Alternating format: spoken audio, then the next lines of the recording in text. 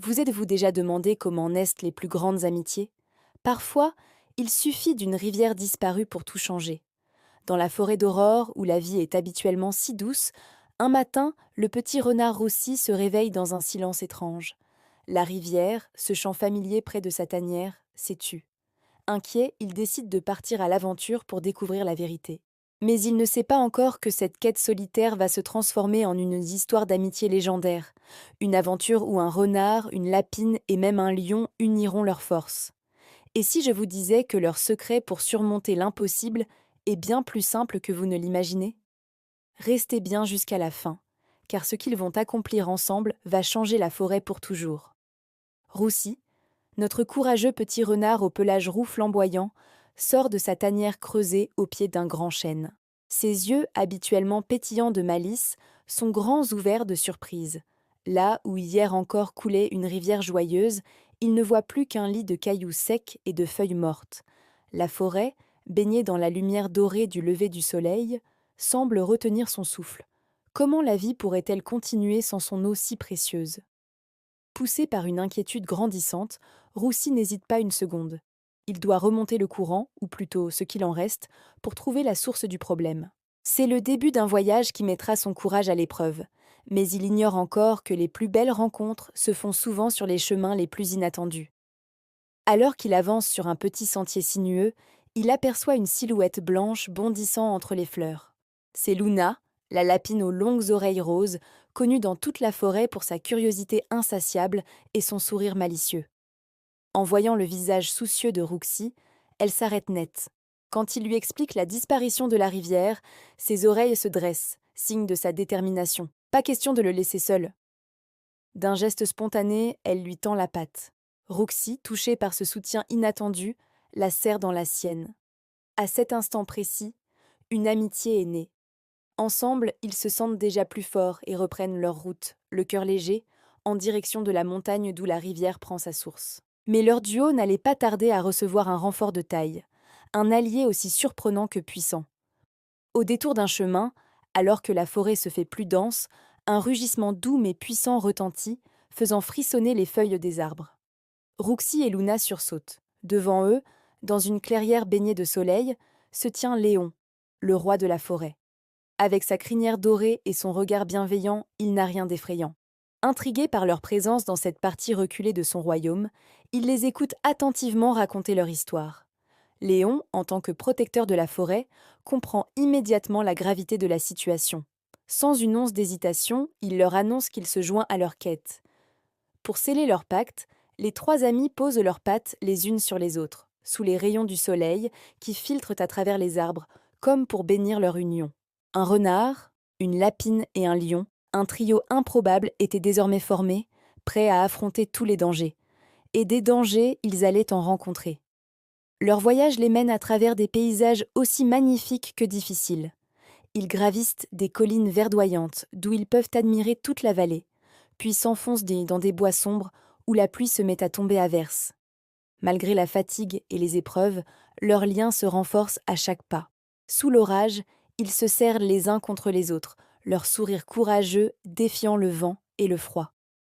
Ils traversent ensuite d'immenses prairies fleuries, un tapis de couleurs chatoyantes qui leur redonne de l'énergie. Chaque obstacle surmonté ensemble devient un souvenir précieux, une preuve de plus que leur amitié peut déplacer des montagnes. Et justement, une montagne, ou plutôt un rocher colossal, se dressait maintenant devant eux, le défi ultime de leur aventure. Enfin, ils arrivent au pied de la montagne brumeuse, là où la rivière devrait jaillir de la roche. Mais le spectacle qui s'offre à eux est désolant. Un immense rocher gris, massif et menaçant, bloque entièrement le passage de l'eau. C'est donc lui le coupable. Face à cet obstacle qui semble insurmontable, le doute s'installe.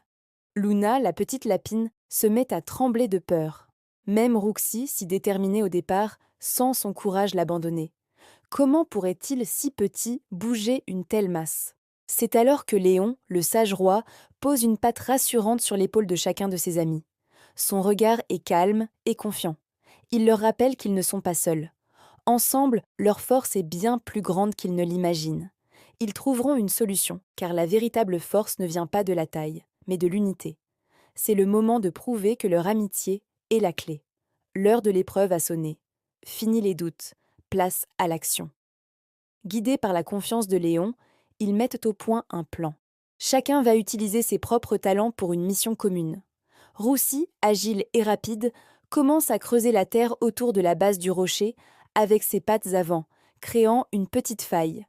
Luna, petite mais tenace, se met à rouler les plus petites pierres qui calquent le mastodonte, les dégageant une par une du chemin. Et Léon, rassemblant toute sa puissance royale, prend une grande inspiration et pousse de toutes ses forces contre le rocher, ses muscles bandés par l'effort. Un premier essai, puis un deuxième. Le rocher grince mais ne bouge pas. Ils ne se découragent pas. Pour un dernier effort commun, ils synchronisent leurs actions. Roussi creuse plus vite, Luna dégage une pierre cruciale, et Léon pousse dans un rugissement qui fait trembler la montagne. Et soudain, un craquement. Le rocher bascule lentement, puis s'effondre sur le côté, libérant l'eau prisonnière dans une explosion spectaculaire. La rivière jaillit à nouveau, plus puissante que jamais. L'eau libérée se précipite dans le lit asséché, créant des éclaboussures qui forment de petits arcs-en-ciel sous la lumière du soleil couchant. Le son de la rivière qui coule à nouveau est la plus belle des musiques.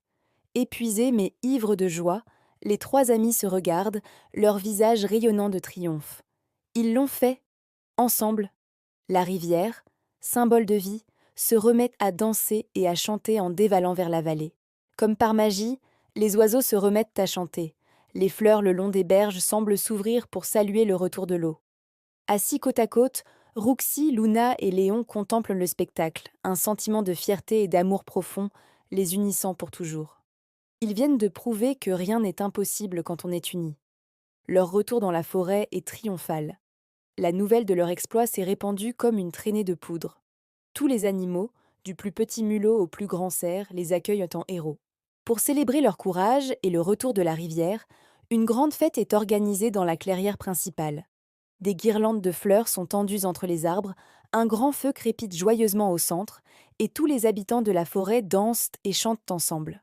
Au milieu de cette liesse, Rousy, Luna et Léon rient aux éclats, entourés de leurs amis.